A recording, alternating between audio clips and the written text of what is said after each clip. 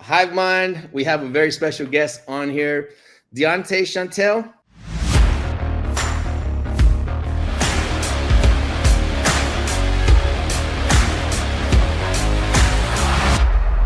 Yes, hi everybody. Woo! I feel like I've known you for 100 years, and now we just about to have our very first conversation. I've really been admiring you from afar. I've been seeing that you're into development.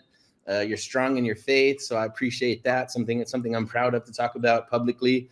And no, just all around a good person, a good soul, good vibes, good energy. So I'm really excited to have this conversation. I feel like it's long overdue. I don't know how it took us this long, but yeah, really looking forward to today's talk. I'm so excited to be here. Thank you for having me. Hey Daniel, I don't see your face, but hello. He's a background engineer like the Wizard of Oz. Nice to see you. But no, we met, I believe, on Clubhouse. Yes, yeah. You know, some of the best connections I have in my life today, we found on Clubhouse, and we still maintain those relationships. That's awesome. That's awesome. Yeah. But thank you for having me. I love what you're doing in the real estate world, social media world. So kudos to you guys for creating your own just amazing community overall. Thank you. And thank you for being a part of it. Right? You've been here since the very beginning. And it means a lot to us when somebody comes around and they take a look at what we're doing and then they just stay forever. We're like, so yeah, these are our best friends. All my best friends I've met through business, like the friends I went to school with, like we're still friends, but I never see them like once a year.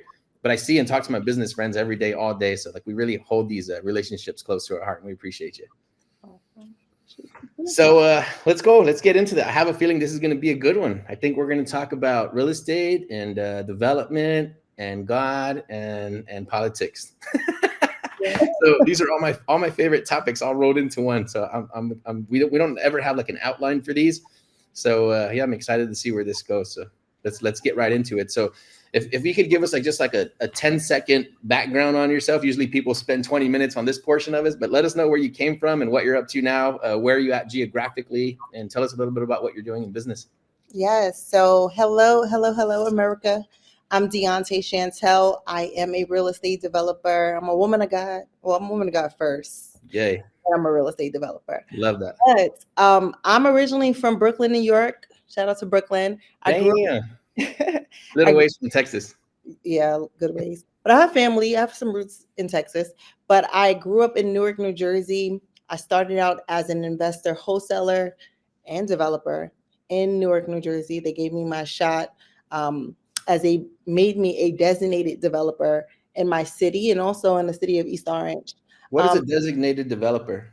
So that means they literally partner with you and they decide to sell you blight land and properties so you can redevelop for affordable housing and or market rate housing. So it was a very competitive process, and I was selected. And congrats.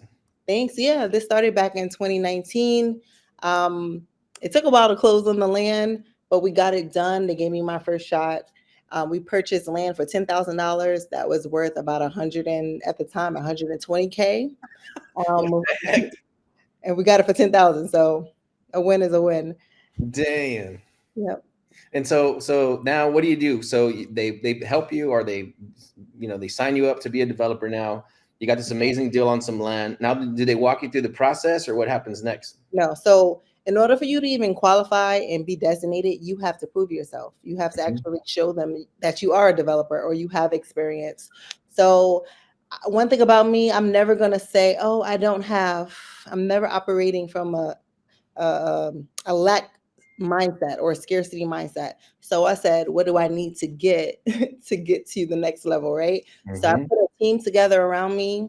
I was able to leverage other people's experience, their money, the whole nine. And we packaged myself on paper as a developer.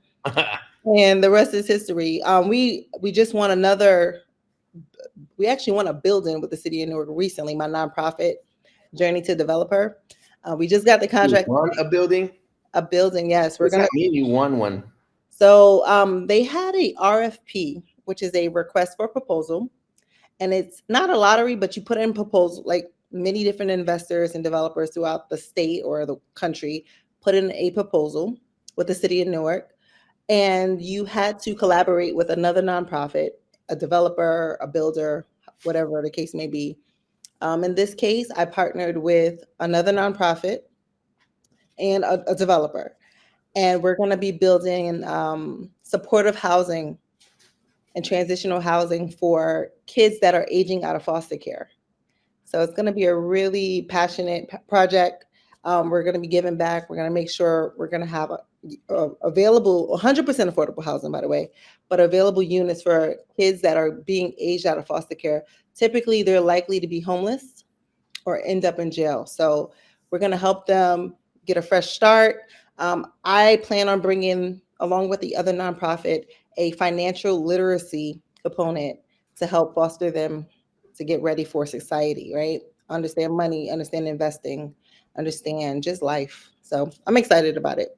Man, I love that. I love that whole vision. So I'll tell you, we have a vision too for Hive Mind. This is probably like version 10.0, but we want to buy abandoned office buildings and start working them for public housing, mothers that might want to have an abortion, stuff like that. Like just free housing while we can figure this shit out. Like if that's your only solution, like stay here. Let's get this figured out. Let's try to teach you real estate, get a job, something, but at least like a temporary timeout to like, hey, there's other solutions. And I'm going to spend the rest of my life doing that and buying those buildings. There's man, I'm gonna mess it up, but there's a company here. It's based out of San Antonio, and that's what they have. They have foster kids, and even after they age out, they still can help them with housing. They can still help them with like finding jobs. So I'm due to go walk their site. I was supposed to go this month, but I got super busy. And I'm gonna go walk the site, see what they're up to, and I'm gonna help them start fundraising and see if I can put some business opportunities together for them. To start taking some action now. But we want to buy abandoned office buildings and repurpose for public housing for something very similar. So I would love to continue that conversation for sure. Yeah, that's amazing. And follow up tomorrow, okay? Part two. On the internet.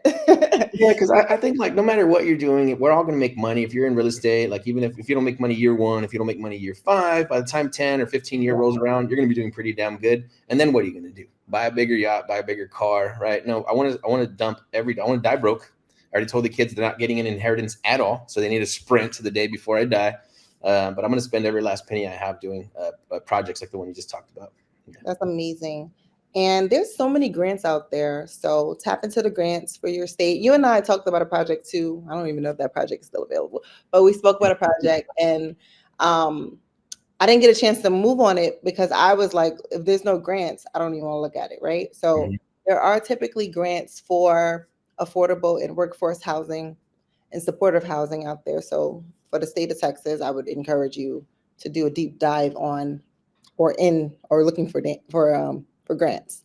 So look, let's put a deal together. If you can help me apply for the grants, I got access to private capital. So if you can help me do a little bit of digging, see how we can dig up some money, and let's say we got to bring 20% to the table, I can raise that capital. But if you can help me piece something together, we'll JV something 50-50 right away. Okay. Listen, that sounds like a deal. Now, do you still have that deal in San Antonio? I sure do. We got down 2 miles of clay already. So we're roughing in the roads. We got 3 miles of trees cleared. So that deal's going down. Yeah. Okay. So we'll talk for sure. Awesome. So if you want to talk a little bit about kind of where did you start in real estate? How did you get, or why did you get into development? And then what's next for you? Yeah. So initially I started as a realtor. So I was a luxury sales agent back in 2011, a couple of months out of undergrad. I had a sales background with like AT&T or something. One of my friends that I used to model with, she winded up in real estate. She's like, listen, you hate your job. Just come on and be a realtor. You're cute. You were like a runway model or what? Yeah. So I was doing runway and print. So yeah. And I don't know if you saw, but I'm doing it again. Don't ask. I could see you. I like, that's perfect fit for you. Thank you. I didn't know you did that. I haven't seen it yet. Yeah, I'm 5'11", tall, but now I'm more curvier. So I'm doing curve modeling. That's like the plus size models. I just was walking in Fashion Week. Damn. Okay, look at you. Yeah. By the grace of God, I had the opportunity to walk in Fashion Week.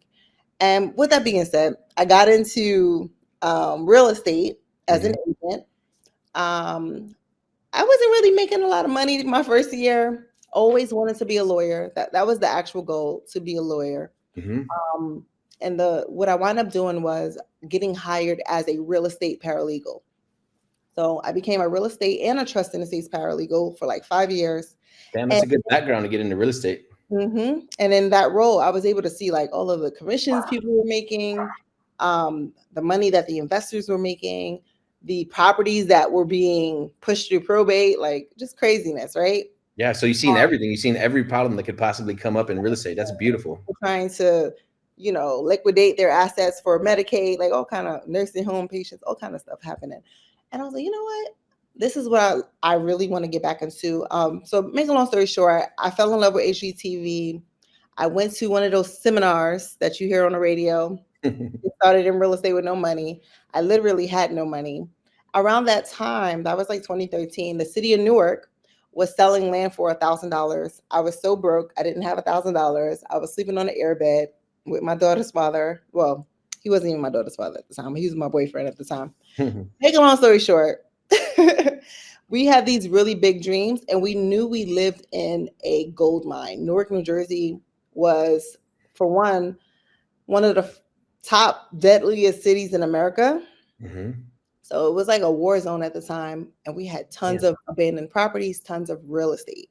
And I was like, I saw what happened in Brooklyn. I know this is going to happen in Newark. Okay, so fast forward 2024, we're now building and selling $900 to $1 million homes in Newark, in the hood, the same number blocks. Dang, and it just gentrified later on? It's still a little hood to me, but but yes, it's becoming gentrified. But what's happening is the proximity to New York. The New Yorkers can't afford New York anymore, so they're flooding into New Jersey. We're only about 25 minutes away from Midtown. So they're moving in. They can't afford to live here, and that's what's happening. So how did I get into development? When I was trying to buy those lots for $1,000, I just had this epiphany that I wanted to build homes, and specifically it was container homes. And I didn't even know it was called real estate development at the time. I just knew I wanted to build homes. I knew I wanted to make Newark, New Jersey a better place. And my very first cash buyer, I literally met him out of thin air on Facebook. He really he just fell in love with who I was as a person. He saw that I was a single mother, because now years has passed. So like 2016, I meet him. He sees I'm a single mother of a 2-year-old, and I was hungry. Okay. So we close a deal together, and he's like, you need to do this. You need to do this. Next thing I know, we're having a meeting with him. He's like, you need to go sign up for a real estate development program. I'm like, I always wanted to be a real estate developer. And he kind of just introduced me to some of the top attorneys and business consultants in the country. These are the same individuals that started land banks throughout America. So they helped Detroit start their land bank. They helped Kansas City start their land bank. Like, what do you mean? Like help like the state? Like they have a state department that does land banking? So the city, we'll say Kansas City, or we'll say Detroit. They had so many blight properties, and blight properties are like abandoned homes that are just a detriment to the community, right? That the cities didn't know what to do with it. So they would foreclose on the original owners, and then they would just hold these assets. And now they needed investors and developers to go ahead and invest their capital to rehab or redevelop these projects. So that took a lot of paperwork. It's also a nonprofit. So this particular attorney had a title company. He helped them structure a actual land bank in the city of Detroit, in Kansas City, even in Newark. Newark didn't even know what a land bank was until he came. And that's when I was around in 2019. We kind of brought the idea to them. And then later they made a actual land bank program for investors and homeowners like us, where we can go and buy these abandoned properties and land for really cheap. Literally, you're getting it 90% off in most cases.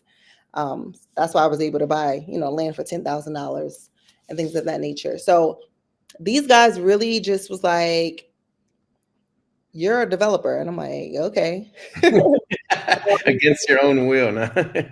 And, they literally had this whole vision for me. You're going to be having a podcast. We're going to start a real estate fund. Like, and I'm still working on some of the things.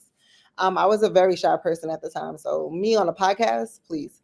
Dang, okay. I wouldn't see you like that. I see you like as an extrovert big time. No, I'm very introverted still, believe it or not.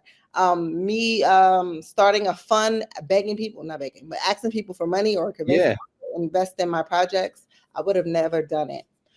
So they had this big vision for me, and we're, like I said, we're still working through the vision. I'm no longer working with them, but I'm still doing what I said I promised myself I was going to do.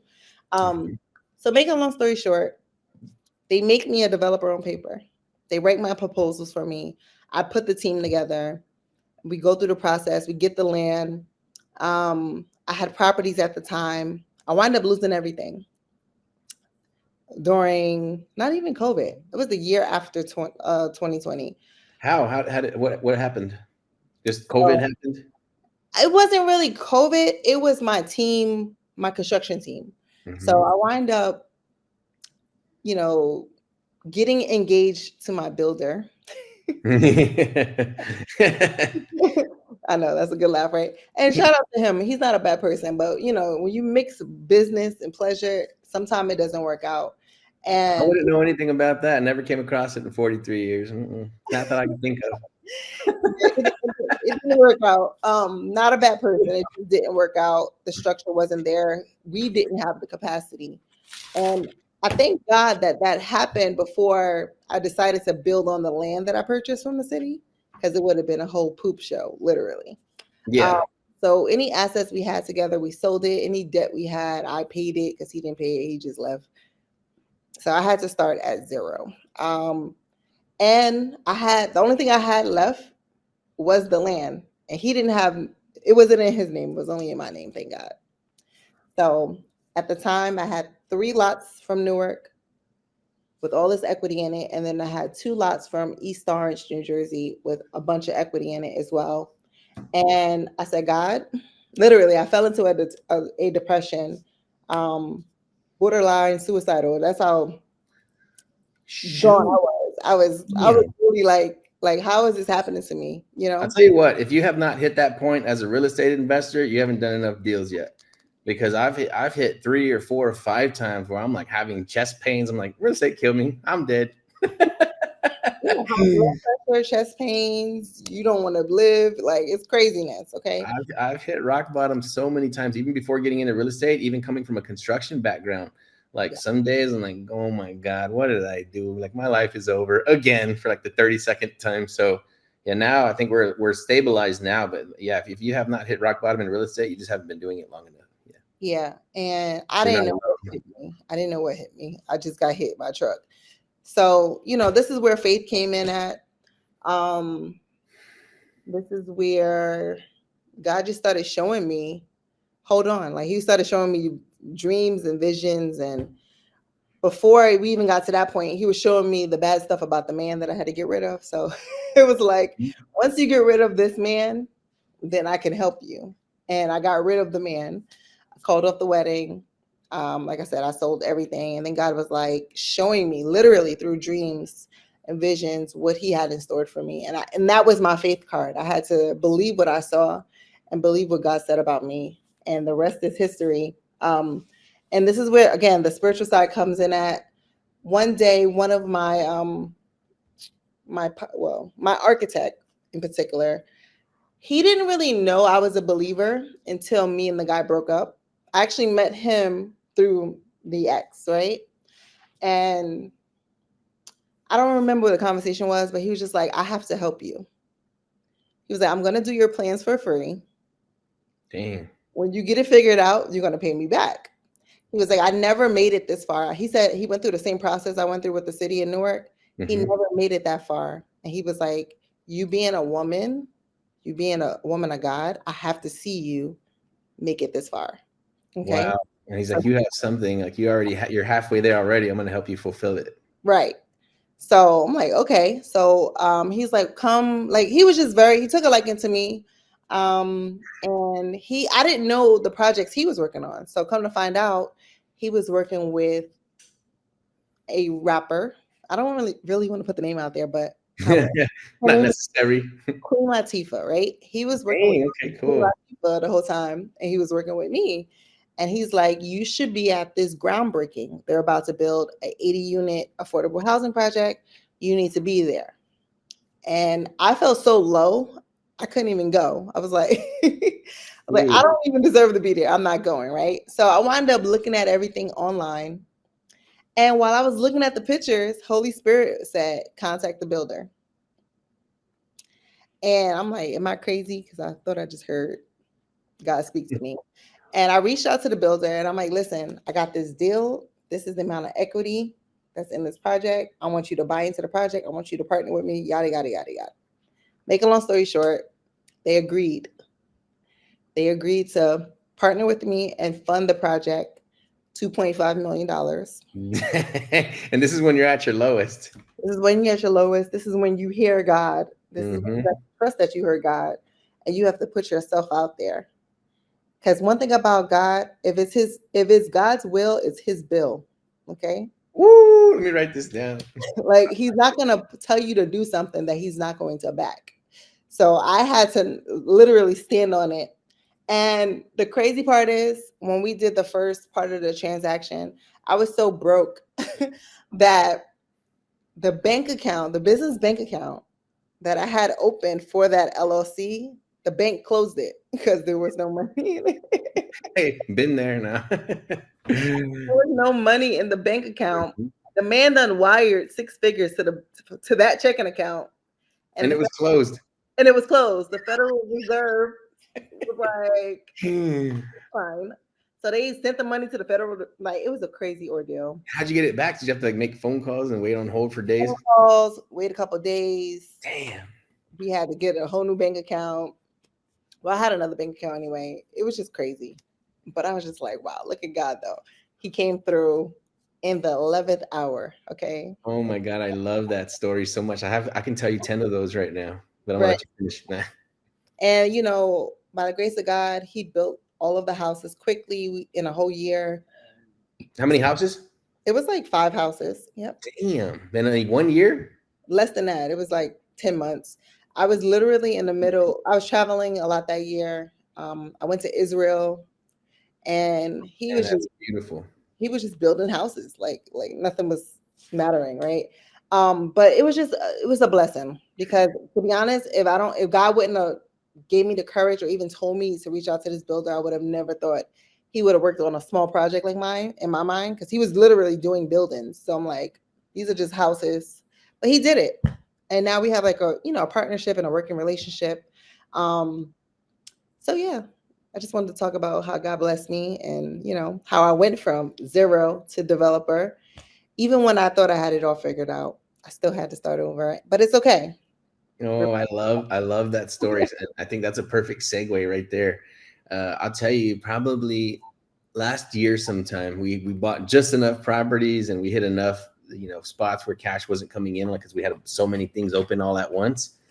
And I started just praying and praying and praying and praying in the middle of the night. I was just saying the Hail Mary over and over and over and over again. It was like probably 2 a.m. I couldn't sleep. And, the Virgin Mary just said, hey, go to California and go meet this money lender that had been trying to make a relationship with us. And I'm like, all right, I'm not going to say no. And I felt ultimate peace, like immediate peace from like unsleep, like not being able to sleep, like just like speeding heart rate, to just instant peace, like in 10 seconds. Right. So I wake up, I call the guy, I said, hey, can you meet us this weekend? He said, yeah, I'm free Sunday. Boom, bought a plane ticket that morning, met him Sunday. Bam, the guy's raised like $5 million for us or $6 million for us. So when you listen to God and you have that clear line of communication, right? Because there's a few things that'll like separate that line of communication between you and God. But if you keep that line of communication open, things like that happen, where you get that insight, like, hey, just do this. And what you perceive as a massive problem for God is like, I got that. Don't worry about it. So I've lived it and I've experienced it so many times in my life, and I get excited. I go post on Facebook like, man, prayer works. So yeah, that's so cool. It's such a cool story. So why don't we talk about that? Like I said, let's get into some non-talkables, right? Did you grow up in the church, or like did somebody raise you like that, or how did this relationship with God that you have come about? Well, I was actually born. My father was Catholic, My I'm mother, Catholic, still practicing. Just FYI. yeah, my mother, I guess she was Baptist. I don't know. But I was actually baptized or Christian as a baby, as a Catholic. My father didn't raise me at all. Fun fact, he was actually a real estate investor the whole time. Didn't teach me anything. It's in your DNA. It's in my DNA. He's an immigrant from Jamaica, just a hustler. That's where I get it from. My mother's a hustler from Brooklyn. Like grew up with hustlers, okay? Yeah. And growing up, my grandmother would take me to church. I find out years later, that she had an aunt or great aunt that was like a whole prophet. I didn't know anything until recently, actually. So make a long story short, I would go to church with my grandmother in the Baptist church. It was crazy. People was falling out. It was a lot of stuff going on. I'm like, I heard a couple of rumors about those Baptists. I was looking like, I ain't never gonna do this crazy stuff, right? But I always knew that Jesus was my Lord and Savior from a young age. At 15, doctors tried to diagnose me with leukemia, which is cancer. Whoa. My mother, at the same time, was diagnosed with a brain tumor. I saw how God, he just made sure I was healed. Like, I never even had to go through a situation with cancer. And I also remember declaring out my mouth, I don't have cancer. I never fell into agreement with it. And by the grace of God, I didn't have it. But my mom, she did have a brain tumor at the same time. I saw how God healed her. She had her surgery. He made sure she was at the best doctors. My mother's still here. She's still breathing. She can see 20, almost 25. I'm like 28 years later. I don't even know. Dang. Okay. All right. So she No, beat you. 23 years later, because I'm 35. That was no. So that was actually 20 years ago. Excuse me. So I've seen like the healing power of God through my mom. So it was never a thing of me questioning God, are you real? I think what happened was I wasn't living for God from a young age. I was actually attacked by the enemy from sexually by the enemy from a young age, right? So I was living a life of perversion up until like my 30s. Let's just say that. But as I was like 23 years old, one of the guys I was dating, he brought me to a church. I joined the church, got baptized, and then I went right back into sin, just wilding out. And then I met a guy in real estate at around 27, and he was like, you remind me of this girl. So it was this minister. Shout out to her, Tiffany Montgomery. I don't know if y'all know who that is, but she's like a prophetess and a woman on fire for God. And she's the prophet that called out Beyonce for being a witch. Okay, I like her already. Send me her Instagram. Right. So, but, before she even was calling out Beyonce for being a witch, I remember seeing her for the first time, and she was just speaking to my soul. She was just talking about like the woman at the well, how she had 5 husbands and all this stuff. And I was like, well, I probably have more than 5 husbands, but told me, she started teaching on the dangers of having sex before marriage. And I felt like the churches I was going to was too afraid to teach about that. And had they taught to that subject, I probably would have been a virgin my whole life. So she was teaching us that, every person you lay down with, technically in the spirit, that's your husband. Soul ties, yep. Yeah, soul ties. And even in the Bible, they talk a lot about when they laid down together. That's literally when they consummated the marriage. That's looked at as you being married to the person now. And I just got grossed out, like, ew. Yeah, it's powerful, right? Yeah. I was like, ew. And I just stopped having sex after that, literally. Now, that fiance that I was going to marry, I did have sex with him. I'm not going to sit here and lie, because I did.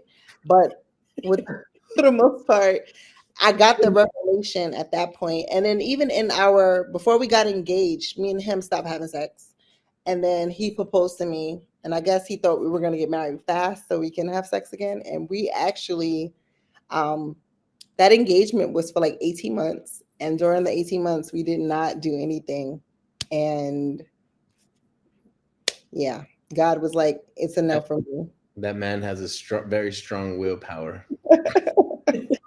God bless him, wherever he is right now. He might be listening to this. Um, and now I'm actually, I'm actually now, still waiting for a new husband to arise, and I am still living for God in the best of my ability. I love that when somebody really is in love with God, and you're just even if you're just trying to live that life, you see the look on the person's face, like like more energy, more clarity, like more vibrancy, and I see that in you. So that's so dope, man. I'm so proud of you for that. And like look at me, man. I'm a mess. You know what I'm saying? Like I've been to hell and back. Yeah, I've done everything in my life. I was definitely the woman at the well. Okay. I did everything in my life that I wish I never did. And it took me a long time to repair my life and to get to where I am now. Lots of prayer, lots of fasting, lots of meditation, lots of reading the Bible. And yeah. Now I came full circle, and I love where I am today. By no means am I anywhere near perfect. I say, like, I go to church because I know I need it. And the people that don't go, then maybe they're good with God, but I am not. So I got to go. I got to go fill up my cup every week. And I feel really good about it. I'm not a holy roller. I drop some F-bombs when I need to, and I'm not proud of it, but I try and I try and I try. And I really do. I would rather, if somebody tells me they're a Christian, I would rather do the deal with them, even if I make a little bit less money, because I'd rather trust them than somebody who just kind of just doesn't even, it's not even on their radar. So like, let me tell you, some of these Christians you can't trust either. So I know. And it comes from every side. Right. Discernment is key. And really with me, I got to the point where once I started reading the word for myself, and I realized that the word said, if you love me, you will obey my commandments. One day I was just like, oh, I guess I wasn't loving God. Even now I struggle with loving God. So I'm not going to act like I'm perfect. All of us do, because as soon as you try, and as soon as you aim your trajectory there and you say, this is what I'm going to do now, the devil's going to come for you. He can try to knock you off that path. Yeah. And if you were not trying to walk the path, you'd be fine. Nobody's going to bother you at all.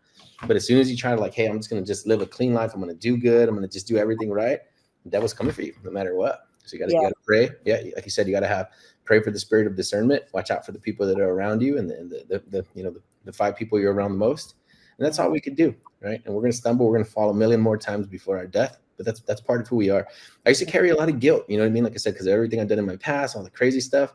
And I used to just feel guilty. Like, man, like I wish I never did and all this stuff. But I'm thinking like, you know what? God made me exactly how I am. And if I stumble sometimes, and sometimes I'm a little retarded, and I don't have the word I'm about to say, like I do stupid shit. It's like, hey, God made me like this, so he probably loves me like this. He didn't make somebody that he would actually hate. And that brings me a lot of comfort. Like I'm doing the best that I can. Honestly, I really am. And like I said, I don't think God would make somebody that he's going to despise. So when you trip up, like it's just part of your programming. Like it's fine. You get right back up and you keep going. Right. And then for someone that's listening to this, condemnation is not of God. That's the enemy. That's the devil. Yeah. Want to, take you away from God, because we think, oh, I'm not perfect. I can't seek God. No, that's when you need to come to God, when you're not perfect. You're dirty. That's perfect. That's the best time, the lady at the well, right? Right. When you raggedy and acting up, that's the perfect time to seek God even more. So don't, we all figuring it out. I'm far from perfect. I have to repent every day. Twice a day. Last night I was cutting up, not being nice to somebody or whatever the case may be. And I was like, God, teach me how to love people like you love Doug. Somebody said that. They said that when if you treat everybody you meet as if you're speaking to God, and the way you would treat God, like, man, that was like one of the best things I had ever heard before. And I think Daniel and myself, and even my family, my kids, like we're pretty good at that, honestly. Like when we're somewhere, we try to over tip, be extra polite, help anybody that's in a jam. Like we just literally like help strangers, like literally. And that makes me feel really, really, really good. But if you think about that, yeah, even if somebody is a mess, right? You can still view them as like God made that person. They're a good person. And I think, honestly, that everybody is doing the very best possible job that they can. Right. Whether we think so or not. Like you said, like condemnation, right? Like, hey, I don't like the way that person is. I don't like the stuff that they do, and they're not living right. Like, I bet you they're trying as hard as they possibly can. And if they could do better, they would. So it's not up to us to put a label on them and say they're not a good person. They're not doing the right thing. Like, I'm sure they're giving it everything they have to. And it's not up to us to give them a pass or not. So that's not our business. You just be a good shining example, try as hard as you can, and then the right people will show up in your life, and the quality of your life will improve, and so will theirs. Yeah, that's true. That is so true. So, what's the next topic? I feel like you're about to I've never been a political person at all in my life. Like I said, I used to hate politics. My dad was watching TV, Fox News, and all this CNN and stuff. And I'm just like, Dad, I said, all those people remind me of like wrestling, when I was a kid. Like they seem like they're all on the same team. I don't think that those guys actually really hate each other. This looks very familiar. This is exactly like wrestling. So I never was around politics. I never cared about it, never thought about it. But just, I think recently, like since I think Trump started coming around, like I said, I used to hate the United States. I thought we were murderers, bloodthirsty. We sell military expertise and equipment for a living. You know what I mean? Like we're just like making dirty money, right? And I've done enough of that in my lifetime. So I was never proud of us as a country. And I felt like, and this is what I've been telling my dad since I was a kid. I know nothing about politics. I'm just a young, dumb contractor kid. I was like, those guys both play for the same team. There is no left and right. Those are the same guys. I've seen this on wrestling before my whole life. I loved wrestling when I was a kid. So when Trump came around, I'm like, I think this guy is not part of the insider club because both sides hate him. Mm-hmm. Interesting. Okay. So that was like thing number one that I noticed that was kind of odd. Like, why did this guy come out and both sides despise him? That's interesting. And who cares, right or wrong? It's just a little note. Just put that in your little ticker box. Both sides hate this guy. Both sides are the devil. That's interesting. Then I've been knowing forever that public media, Fox News, CNN, all of them, they argue back and forth. They're the same side again, right? And little did I know that foreign entities own like 99% of our media, our public media. It's not even owned by the United States. I didn't know that either. So then when Trump comes around, every single news channel in the whole entire country, every radio station is telling us that this guy's the devil. And left and right telling us he's the devil. Like, I'm not really, really good at math, but I'm good at I got street cred, right? So I'm pretty good at deductive reasoning, right? I know how to stay alive in vicious environments. And I'm thinking like, this guy's an outsider and everybody hates him. He's probably the right guy. Right? So if you know a bunch of murderers and child traffickers and drug dealers and everything, and then I show up with my little police badge on, and everybody in the audience is like, we hate that guy, and then like, that tells you who your friends are. So that's kind of my stance right now. Like I said, maybe I haven't done enough homework, but I've been reading a lot and watching a lot of videos. But I kind of feel like, yeah, that he's the guy. So that's why I'm on Facebook, like just blasting out, especially after they tried to assassinate him. Like, why did they need this guy out of the picture so bad? Yeah. So did you vote for him the first time? Yes. Okay. And the second time. And the third time. Okay. So I did not vote for. Okay. First of all, let's go back. Okay. I voted for Hillary. You what? I voted for Hillary Clinton. Okay. And then it was brought to my attention that she was really like low key a witch also. Mm-hmm. Yeah. You don't say. Yeah. Look, here's one thing, just one quick identifier. Again, we talked about how beautiful somebody like yourself is, you believe in God, faith.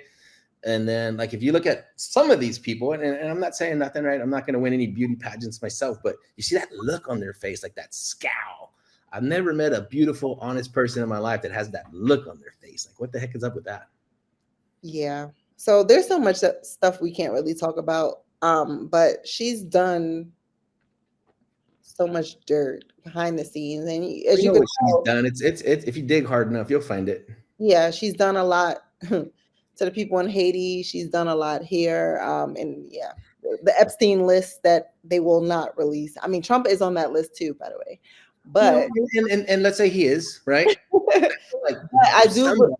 They did the whole entire country is trying to find dirt on him. Right. Why, they should just get him out of the way. He's on the list. Get him out of the way. They're all on the list. Yeah. The Obamas, the Clintons, Trump. Anybody in political power is dirty. Hollywood, dirty. They're all in it. They've been doing it for 100 years. Yeah, the elite is all in this secret society. So they're all on it. And that's a whole nother story. But one thing, like you alluded to, Trump is not a puppet. That's what I love about him. He's not a politician. He's not a puppet. He comes from his own money. He's a king in his own right. So you can't tell him what to do. He's Now, always been a fan favorite. He's been a fan favorite since I've ever even heard his name before. now, did I like Trump? Absolutely. Well, I liked Trump as a businessman. I always respected him as a businessman.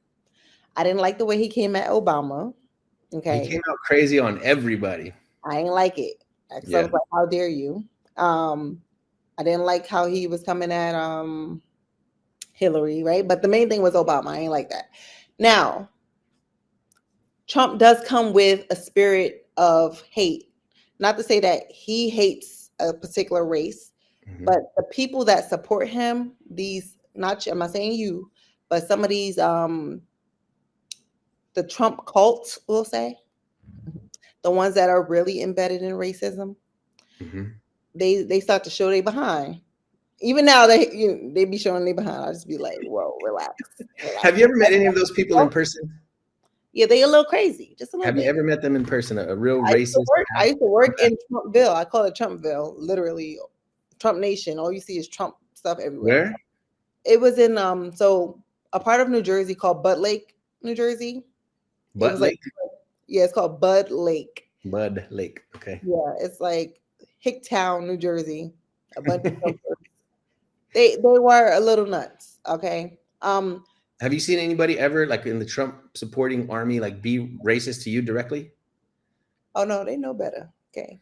I don't. Okay. Because I keep hearing it, right? And you see it on social media, and you get this one video of one dude somewhere, but I have never seen it. None of my friends are like that. Nobody I know talks like that. But, so it seems like this is a media painted picture, and I'm not saying they don't exist because there's left extremists and there's going to be right extremists. But I've never met. They've been there before Trump. Now they have a leader. Trump. Now they have a cult leader they could attest to. They just excited somebody agrees with them. And to be honest, I don't really think Trump is racist. Okay. I just feel like he speaks his mind. I think he's just an old man that just seen a lot and he just speaks his mind. That's what I think. But his fan club, a lot of them are racist. I do believe that. So we have to be careful. However, the other evil side, because I'm not saying Trump is an angel. Okay. I'm not saying he is. The other evil side, they're going for everything against what God wants. That's the sad part. It's like, well, then what do you do? Who do you vote for then? They're both bad. Like whatever God wants is what I want. So you got to have a stance. I do feel like Trump is going to become radically saved because he done had 2 assassination attempts. My spiritual mentors and Christian people, unfortunately, I've heard there's going to be one more attempt. So y'all, we just have to keep him in prayer. But that last attempt, he going to really realize that it's the hand of God that's saving him. And I do believe he's going to become radically saved. Okay. So keep him in prayer. And also Biden. We have to keep Biden in prayer too, because we need him to be alive all the way to the election for sure. So these are just some of the things that my spiritual advisors, and these are prophets of God. I don't want y'all to think I'm speaking to psychics, but these are prophets of God, people that hear God, just like I hear God.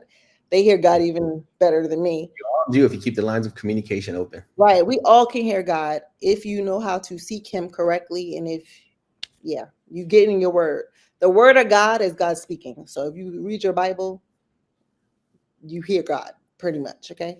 But pray and ask for interpretation. Don't just read it like it's a regular book. I just want to say that.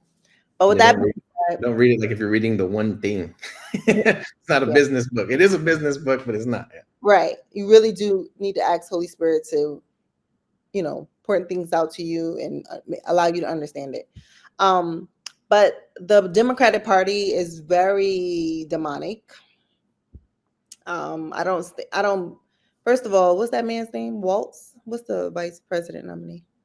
That Tim Waltz. Yeah, him. What he stands for is disgusting. Arresting parents that will not support their kids' transgender surgery, you could go to hell. It's a child. Like you wouldn't give your 16-year-old kid marijuana or liquor. No, we're Why not would even you, talking why about would you help them, 6-year-olds. We're talking about babies, why would 6-year-olds. you why would you go help them chop off body parts? It's a kid, it's a child. Like leave them alone for a little while and see what happens. Imagine every tomboy in the country when you were growing up and Right. they went and got something permanent done. Like this is a kid, leave them alone. And yeah, so I don't agree with that. So they have a very demonic agenda. I'm, as y'all probably could tell, I'm pro-life. Me too. I post about it. I just posted something today. Like, and if somebody's sick, if somebody's about to die, I understand there's medical reason. But these people are doing like 45 of them and bragging about it and wearing it on a T-shirt. I had 45 abortions. Like, that's a mental disease. That's something that's Yeah, a decaying country. You know, a decaying ideology. Like that's my dad would say they're the party of death. yeah. And If you had 45 abortions, you're a murderer. If you had one abortion, technically you're a murderer. But 45, that's excessive. serial killer. Yeah, you're a serial killer. That's it. Mass murderer, a serial killer. And you got to pay for that atonement someday. And no, me being a woman who cares about women's rights, I'm not a feminist. I'm a woman of God, and I do believe that I need a man because some of the feminist agendas are very like Destroys the family. It destroys the nuclear family, and that's all they care about. Yeah. I need a man. I don't know what y'all talking about, but now I do believe in equal rights and stuff. However, some of the agenda is very, again, demonic and it's going against the will of God for me. It goes against anything that's biblical, anything. It doesn't matter. Even if you like right now, they're making it where even if you mention the name of Jesus, they're going to come for you. You know what I mean? Like you And can't that's how, even say that's how they are across the world. In Israel, they're the same way. mm-hmm. So that's a whole nother story. But before people be like, what the heck is she talking about? Okay. Mm-hmm. What I will say is, we all have the right to exercise our vote. I encourage you all to pray and ask God who to vote for. I do believe Trump is going to change a little, like his demeanor. He's going to become more of a man of God. Also, it doesn't matter who becomes president when it comes to this economy. I do believe the economy is going to take a shift, and it really doesn't matter who becomes president. When it comes to a potential war, we're more likely to go to war with the Democrats than Trump. Trump is hot-headed, but that's what allowed us not to become casualties at war, right? Mm-hmm. Like Putin knew not to play around with Trump, and they were kind of like friends, right? So Putin is looking forward to Kamala becoming president so he can mollywop her like he did Biden in Ukraine. Did whatever the hell he wanted. Right. Murdered millions and millions of people now, unchecked, undeterred, and he's not going to stop. He has no plans in quitting. Yeah. Right. So it's a lot. Immigration, that's a whole nother. And I did not appreciate Trump talking about the Haitians. Now, the reason why I'm going to say that is because so we don't know what the people. No, actually, I'm glad it's you. Remember, we had a whole conversation behind the scenes about the lady seeing the neighbor's cat, and that lady came out and said she lied about what? About the neighbor's cat going missing. The lady literally. I didn't hear about nothing. Yeah. However, I told you my thoughts on it, and I don't think they were eating cats. I think something else was happening, right? And we're gonna get into that before I get what's happening. If it was happening, right? But Trump could have said he should have been speaking about the Venezuelans, and I don't know who's Venezuelan on here, but that's more important than some cat and dog getting eaten. The Venezuelans was actually killing people and breaking into their homes, kicking them out, right? Yeah, that's more important. Yeah. They're saying they're in New York. They know not to do that here because we got a lot of gangs as it is. But we're talking about dangerous gang leaders going into suburb white America yoking people out their house, and Trump didn't mention that. I had a problem with that. Talk about that. That's actually more alarming than a cat and a dog. I don't care about a cat and a dog. Eat all the cats and dogs if you need to. You know, something that frustrates me about him, like I listened to that podcast with Elon Musk and I loved it. I think it's the best podcast I've ever listened to. I love them both. But he's not good at like dialing in like on little key points. Like you could have just made an excellent point there. But I have dealt with a lot of like billionaires, I guess, like people that are worth hundreds of millions of dollars, and they're very, very like their mindset is like kind of direct. Like it's hard to steer them away from what they were already thinking. Yeah. So I see that in him, and I wish he would stop and like back off and make other key points. Like Elon was talking about making a government efficiency board. Where like we're gonna go in, we're gonna freaking do a audit of the whole entire government, everybody, and find out where to save money. And that's the first thing Trump did when he came in. So when Elon brought it up on the podcast, I'm like, oh, perfect. I hope he talks about this. And he just kind of like, yeah, that's a good idea, and went around it. I'm like, shit. He could have made a bunch of good points there. So he's an old geezer. That's why he's old. He's that old man on the porch just talking. Like so is he the sharpest, most well put together presenter ever in the world? No.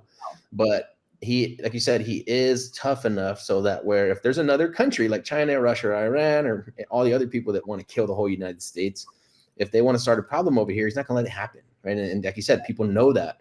So that's what makes me feel like you can't have this dude dancing around to Beyonce's song and like a freaking bra and leather pants and Montel Williams side chick like running the country. They're gonna get walked all over. These people are murderers.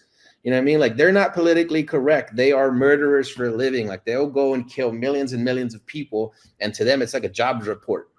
Like, oh, we made 300 jobs. You're like, okay, we killed 7 million people today. Tomorrow I'm gonna kill a couple more. Awesome. It's like on a spreadsheet, and he's not gonna stand for that. Right? Yeah, I do believe Kamala, she's more than what's the name? Montel Williams. Like, she did earn like she worked hard to be where she is, right? However, she's also a puppet. There's a lot of things I didn't like from her professional past. And some things are coming out and coming to light. I think you've been posting stuff. I've been watching it. And the situation with the lady with the truancy law, which I'm telling you, it was crazy. Yeah. So certain things I just don't like about her, and I feel like she hasn't really did anything the last couple of years. Or if she has, they didn't market it. But I'm happy that she's in the position to run for president. If she was standing for more biblical stuff, maybe I would be super excited to vote for her. I just feel like it's just another puppet master coming in with their liberal, crazy ideas and this whole transgender thing. Shout out to the transgenders. Nothing against y'all, but y'all need to stay off of the kids. Okay. I have some of my best friends are gay. I love them to death. Like I go to dinner with. I went to Chicago and I went. Yeah, my male best friend said this is a gay agenda. He knows it's out of control. He knows. Yeah, that's what I'm saying. Like I have plenty of friends that I could point at and say, "Hey, this is my best friend in the world. If somebody messes with them, I'll kill them." You know what I mean? Like it ain't gonna happen. But leave the kids alone. They're too little. Like why do you? I mean, they don't even know about that stuff. So why even put it in their mind? The same way you wouldn't give them alcohol or weed or anything else. And I'm a big marijuana advocate. I think that medicine that's inside that plant will help kind of disrupt what big pharma's doing, right? Like we could put a dent in some of that agenda and that dirty money. Mm-hmm. But I still wouldn't offer it to a 6-year-old or a 7-year-old. You know what I mean? Like what the hell? In what world is that okay to modify the body and the thinking of a child like that? It's weird. Yeah, it's nuts. But those are just my viewpoints. I don't know who I'm voting for, to be honest. I don't want to say I don't want to vote, but I don't even care at this point. I'm sorry. Everybody should be open-minded, like I said. Yeah. And for myself, I felt like I'm not wealthy, right? But if I needed to produce $1 million in a couple of weeks, like I could put my hands on it, no problem. You know what I mean? It's not in my account, but I can put my hands on it pretty quick, right? Based on like all the assets we have and everything we're doing. Mm-hmm. So no matter who gets voted in, I'm gonna be okay. But to see my friends and my family that I went to high school with, and they're like barely making it for groceries and stuff like that, like eggs went to like $10. Like, I'm not a scientist, but something's terribly, terribly, terribly wrong. And man, another 4 years of this is going to be tough for a lot of people, and it's not going to affect me or you as bad, but it's You pretty never sad. know. Yeah. And I feel like it doesn't matter who's gonna come in, it's gonna hit everybody the same. Unless you know what to do, right? We know how to maneuver, but the others don't. But I do encourage everyone listening to start buying farmland. We all need it. I've said this on other podcasts. We have the Bill Gates, the Asians, everybody but us owning the majority of this farmland. Ultimately, they're controlling our food. We know the food is becoming contaminated every day, right? Mhm. Um, so we want to get control over the situation.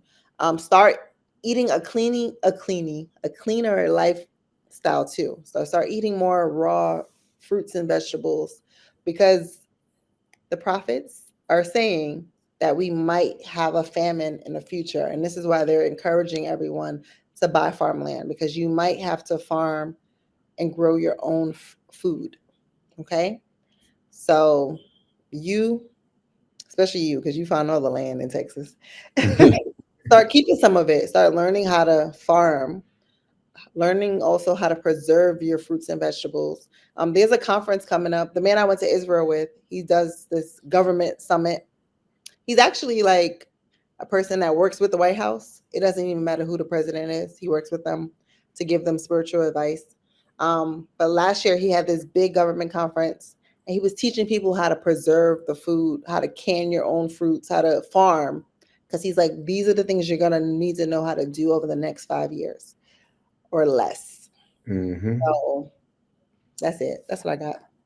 I heard a guy today he was giving some kind of testimony in front of Congress or something, and he was like, I guess a former like FBI or something, and he was saying like, you need to buy ammunition and you better start like buying food that doesn't expire. That's all he said. Yeah. I'm like, oh shit, yeah. So yeah, I believe it right now, and I'm glad you brought that up. But that's like kind of my passion project for Hive Mind is. I clearly see what's happening. Foreign entities are buying I say stealing, but they're buying our land right from under us. And while over here popping bottles at the club and flipping mobile homes, like nothing wrong with that. Make money how you got to make money, but don't forget to buy the dirt before somebody else does. Yeah. And that's very alarming to me. And then if you want to really have your mind blown, find the podcast with me and Daniel called The Water Wars. And that's what it's really about. That's big time right there. What if you have all the farmland and there's no water to water those fields? They're stealing the water right from underneath us, and we're all watching it happen. All docile. Black man. Well, they think killed the black man. No, let me not start with conspiracy theory stuff. So wasn't there a black man that was taking the water, and I forgot what he was doing. I have to look it up. I think he was taking the rainwater, and it was being sterilized or something, and it was used for like renewable water. I don't know. But I think either they killed him or they was damaging his equipment because he was onto something, basically. You got to send me that video. That's going to be on episode 2, Conspiracy Theories with Diontay Chantel.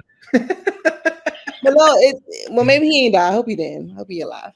But that is true. That's scary. The water. Like, what will we do? There's no water. I'm telling you right now, we need to stop thinking about ROI and profit and spreadsheets, and we need to start thinking that one day you might own farmland and no way to water it. So we got bigger problems happening. So that's why, like with Hive Mind, like I'm not trying to make money. Like I'm sounding the alarm, bro. Like it's going down. This is the 4th quarter. You know what I mean? And this is sudden death.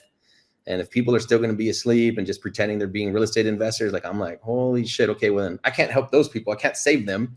But I'm still going to be shouting it to the mountaintops until there's no more water under the ground. Like we need to move. We need to pick up this land. We need to pick up all the water rights that you can possibly pick up, and we need to do it quickly. We need to help. We need to tell our friends and family. We need to get out there. We need to pray. We need to pray, and we need to make this happen, because sooner or later this is not going to be a business model anymore, and pretty sooner this is not going to be a country anymore. So I don't know if it's 1 generation away or 2 generations away, but we don't have 100 years left to keep on playing. I don't think we got 100 years. Yeah. So we need to move. We need to make sure that we protect this land from the people that would love to destroy it. And who's that? Everybody that's outside of these border walls. Every country on the planet hates us. I'm considering buying in Africa.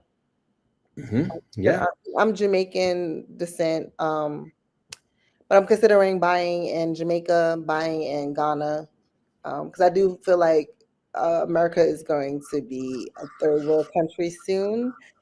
Um, very possible. yeah. So Very. yeah, I think in the next 10 years, actually. I don't know what the timelines are. Like I said, I'm just an employee here. I have at our Hive Mind event this last year. The back of my shirt said janitor. Like I just work here. You know what I mean? And yeah, we got some work to do. We definitely have some work to do. We need to move quickly. And like you said, we need to pray. And but yeah, I mean, we're looking at Costa Rica. We're looking at investing in other markets. Not now, like as a business model. People are gonna start sending me land leads from Panama tomorrow. I'm like, nah. But yeah, we are looking at other places in case this thing went down. What else? Where else is it safe? But I think America is freedom's last stand, and I'm going to fight to the death for it. And if it ever falls, then we're thinking about exits too. Good. Okay. Well, this is one of my favorite conversations we've ever had. I've never gone this deep on religion and politics in a podcast before in 600 episodes. So I'm glad it was with you, and I'm glad now after speaking to you, because we've never had this in depth of a conversation before. I love you even more now. I think you're an amazing person inside and out. I'm glad of how far you've come and how you broke through adversity. Beautiful story. It couldn't have happened to a better person. So I'm glad that you were here with us, and I hope to do it again. Thank you, everyone. If you want to stay connected to me, you can find me on Instagram, Diontay Chantel. You can also find me on YouTube. I have a podcast called Journey to Develop Her. We talk about my development journey as well as other investors and developers throughout this country. We got to have Anthony and Daniel on there as well. And we also have an exclusive real estate development community called Zero to Developer. I teach you everything from wholesaling, cash flowing, real estate development. We also Where's have this group? I'm sorry, repeat that. Where's this group? Oh, it's my private community. We're on Facebook. We have a WhatsApp community. It's called Zero to Developer, and we meet 40 times per year. So we have 40 classes. We're starting to do deals together as well. It's great. It's incredible. So if you have any questions about that, if you reach out to me or you go on my Instagram page, the link is in the bio, or you can just go to journeytodevelopher.com, go to my store, and you'll see the options to join the mentorship group. Beautiful. And what's your Instagram? Diontay Chantel, DIONTECHANTEL. My whole name. Oh, I love this. Okay. And what kind of deals do you want people to bring you, or what kind of opportunities do you want people to bring you? Wow, that's a great question. Anything in any major emerging city, right? So I love Texas, actually.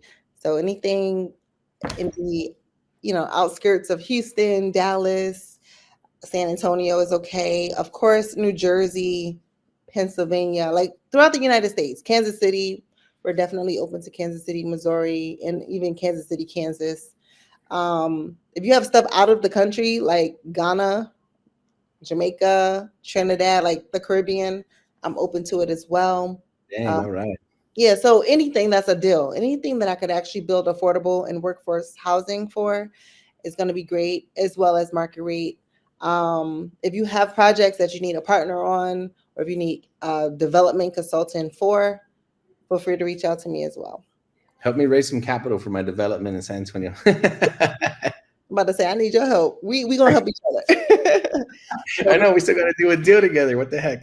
Yeah, so we're gonna Anthony said it on this podcast. We're gonna do a deal together, and if you need help, anyone out there that needs help with writing proposals to win land or buildings, I work with that in that capacity as well, and also helping people find grants. So help me find a grant on a deal, and I'll raise the capital to get it done. Let's do it. Let's do it. I got my political partners ready to go. They pretty much know everyone in every municipality in the country, so we can get it done. Dionte for mayor. Let's do it. For president, I'm telling you. That's the next stage. That's stage 3. Yeah, that's it. That's later on. I would run for Congress, actually. I would do Congress. Really? Yeah, I would. Dang, okay. I kind of feel like it. Like, I don't want to be a politician. I just want to just No, move dirt. I'm not going to be a puppet. I'm going to do what I want to do. So That's what I'm saying. I'm unbendable. Like, you can't convince me to do nothing that's wrong. You know what I mean? Like, I already been there, done that. Like, I'm gonna do what I want to do, and I want to make things right. So I think I would destroy it in politics. And I don't want to get involved, but if they keep forcing my hand, they're gonna make me. And they don't want that. They don't want that smoke. exactly. So, I would just represent whatever God wants. That's what I would do. And people probably would not like me. So it is what it is. I'm gonna be I'll be your vice president. Let's go. All right, man. Well, God bless you. I'm so glad we had this chance finally to talk and get you on here. But yeah, it's amazing. I feel like we should do this again because I feel like we could have easily put another hour into this thing for sure. I know we didn't even barely talk about real estate, but no, this was great. I feel like this is a time-sensitive podcast as we're going into the election. We're going into a new year. So people needed to hear this. Very important, man. I'm glad that you had the courage, because I told you what we could have talked about, and I'm glad we did. And we need to start having these conversations. I think we need to stop saying that it's not okay to talk about religion and politics in public when it's like being slammed in your face by the public media. Like, no, we need to have more conversations like this to like just kind of highlight things and bring things out to light. So yeah, very, very one of my favorite episodes I've ever done before. So we appreciate you, and we shall see you soon. All right. God bless. Keep God first. Love you all. Bye. Amen. God bless you. See you soon. Hey, if you have any deals you'd like to submit to the Hive Mind and our team, go to hivebc.io. It's actually the Hive Buyers Club. Submit your deals and we can hopefully dispel your deal for you. Have a great day.